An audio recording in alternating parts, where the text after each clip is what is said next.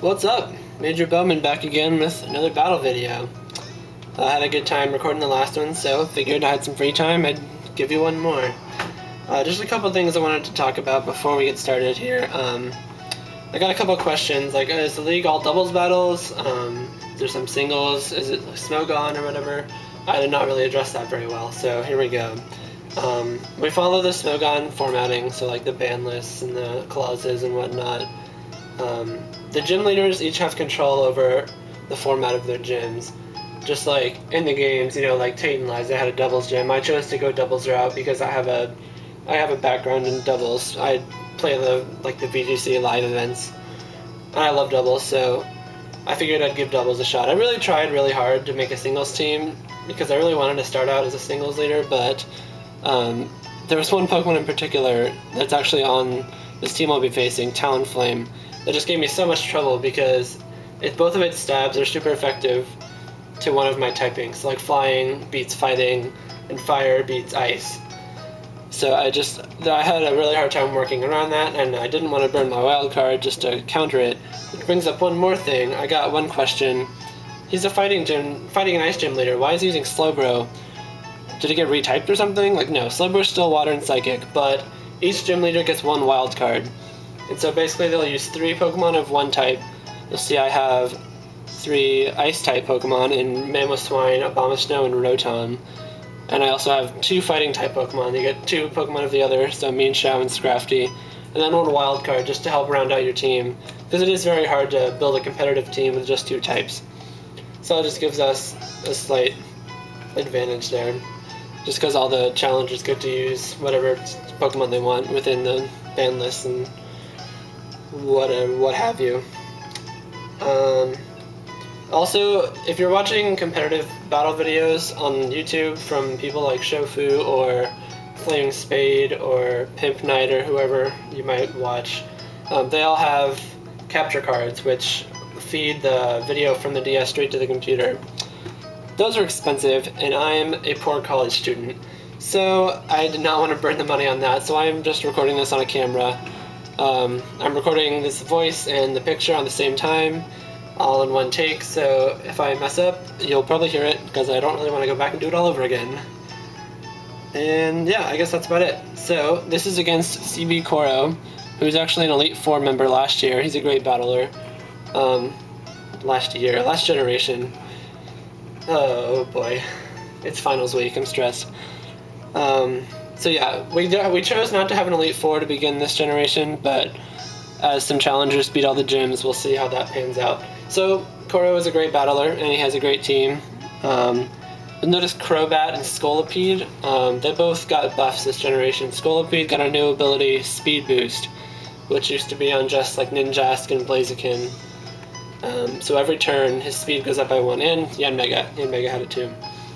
Crobat's hidden ability, Infiltrator, he had it last generation, but now it got the buff that it travels through substitutes. So if Crobat is facing something that's behind a sub, he will deal direct damage to that Pokemon and not just to the sub.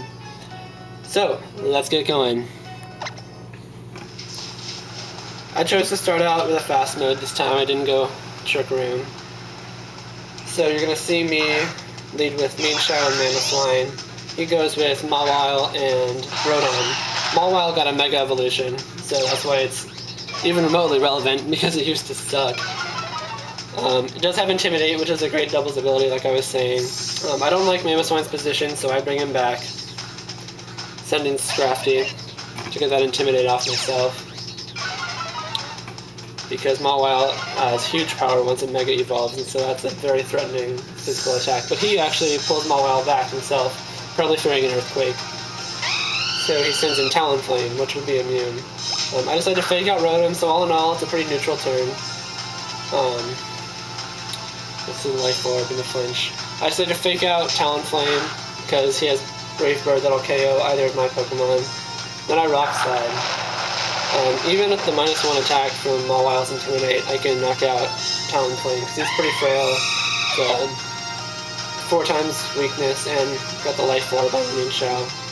Rotom goes for the Will-O-Wisp on Scrafty, which is a good play. Scrafty's a physical attacker. He'll get crippled from that. Although I'm okay with that because Scrafty's utility is in its ability to intimidate and its ability to fake out. So I'm not overly disappointed. He sends in Mawile again for another intimidate. Scrafty's attack is very low right now, so I pull him back and send in Rotom. You see me U-turn on Meanshao on his Rotom and bring in my Mamoswine. I love this fake out U-turn combination on Meanshao because he actually gets Regenerator. And so if I use 3 attacks and then switch out, he'll be right back up to full health, assuming he didn't get hit by anything else. So you see his Rotom going for a Volt Switch on my Rotom. Doesn't do much damage. Resisted. He's pretty bulky. He sends in Marty the Azumarill. We got a Fairy type this generation, and you see Mawile going for the Play Rough, a Fairy type move. Also lowers attack. Azumarill got a buff, and now that the breeding mechanics are different, so we can have Belly Drum and Aqua Jet on the same moveset, which is a great buff. A lot of sets use that.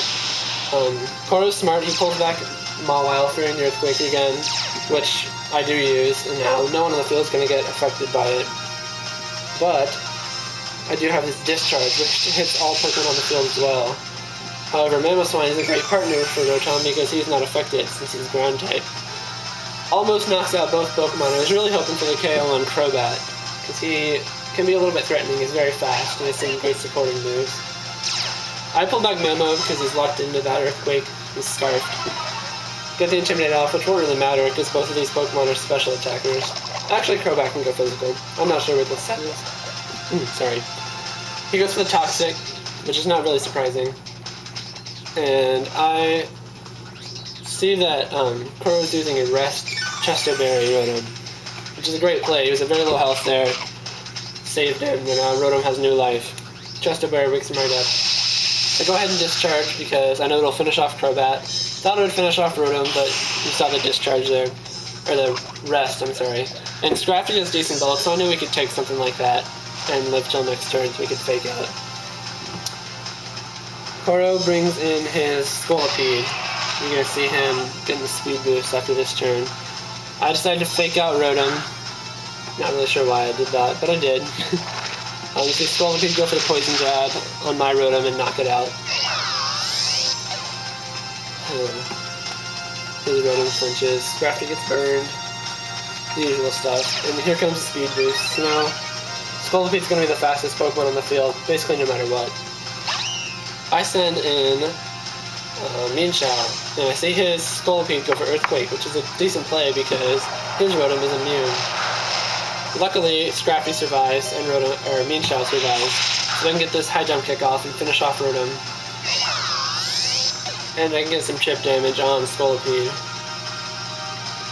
Even though Scrafty is burned, he still has a decent attacking potential, although this Scolipede probably has some bulk investment, because that did almost nothing. Now Scrafty dies to a burn. And Speed Boost activates again. This Scolipede is getting really threatening, because it's very fast, and now my Scarf Mamoswine can't even outspeed it. He brings in Mawile, which is a good play for the Intimidate. So now both my Pokemon, which are both physical attackers, are both at -1. He goes for the Poison Jab on Mamoswine. Thankfully, Mamoswine resists, because Poison does half damage to ground. I go for the Earthquake just to try to get some good damage and everything, knowing that Meanshao is going to die, but I'm okay with that because I feel like I can handle the rest of his team. I'm kind of confused as to why Mawile hasn't Mega Evolved at this point, because, like, regular Mawile last generation was NU, that thing was terrible. That means never used, he was very unpopular. But now that he has the Mega Evolution, he's very strong, and there's really no reason not to Mega him. I think Koro was just a little nervous and forgot to, but now you're going to see the Mega Evolution. Much stronger, gets huge powers and ability, doubles its attack. His base attack is already raised to 100, so he effectively has 200 base attack, which is huge, very high, and you're going to see Sucker Punch. He gets great priority in that. I Mega my Abomasnow as well. See, he goes to the Sucker Punch. Fortunately, Abomasnow is not going to get to attack at all because he double targets Abomasnow. Which is not a bad play. You can threaten with Blizzard. So Scolipede takes him out with the Poison Jab, super effective. But now Mamoswine's going to get to Earthquake, and this will knock out Mawile. But Scolipede barely hangs on. However, because of the hail, he's going to be in range to die from that. So essentially, Mamoswine gets 2 knockouts right there. Now he sends in the Azumarill. It's his last Pokemon. I send in Slowbro because I know he can take anything Azumarill throws out. I also know that Slowbro can handle Earthquakes from Mamoswine very well. You'll see it really did. I don't even think it did a quarter of damage. He goes for the Play Rough on Mamoswine, which is a good play. At this point, I assume he's banded because otherwise he would have Aqua Jetted or Belly Drummed or something. I'm not sure. Yeah, actually, he wouldn't have Aqua Jetted because then he would have been locked into that, and you can Slowbro with that. But Play Rough has a 90% accuracy, so you saw that missed. Kind of seals his fate there. Earthquake takes him out. Although that miss really didn't matter, because he couldn't have done anything to Slowbro. But there's the battle. That was a really good battle. I enjoyed it. I look forward to facing Koro again. And I got a lot more battles saved, so be looking out for those in the future. This has been MajorBowman with one more gym battle. If you want to check us out, go to reddit.com/r/PokemonLeagueDS. There's a lot of info there on the sidebar, and you can check out all the threads. Hope to see you around. See you next time.